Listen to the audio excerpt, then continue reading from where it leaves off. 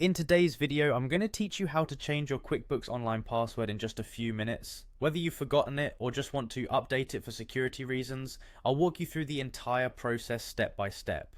First, navigate to QuickBooks Online by opening your preferred web browser and entering the QuickBooks website address in the search bar.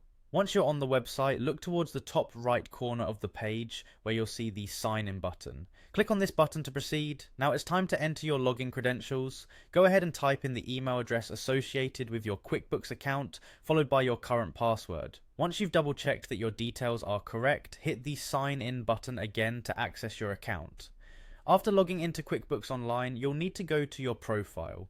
To do this, look for your profile photo, which is usually situated in the top right corner of the screen. Click on your profile photo and you'll see a drop-down menu appear. From this menu, select Manage Your Intuit account. This link will redirect you to your account management panel. Within this panel, you'll find various options, but the one that we're interested in for today's task is Change Password.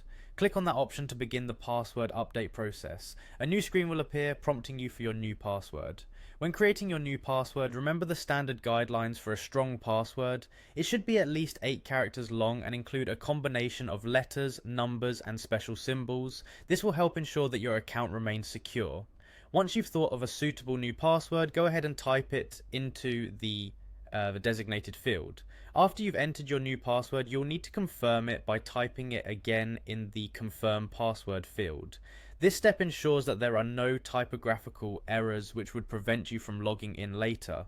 Once you've both fields correct, you're ready to save your new password. To finalize the process, simply click on the Save button. And there you have it. You've successfully changed your QuickBooks Online password. Remember to store your new password in a secure place or use a password manager to keep it safe. With this new password in place, your QuickBooks account will remain secure, giving you peace of mind knowing that your financial data is protected.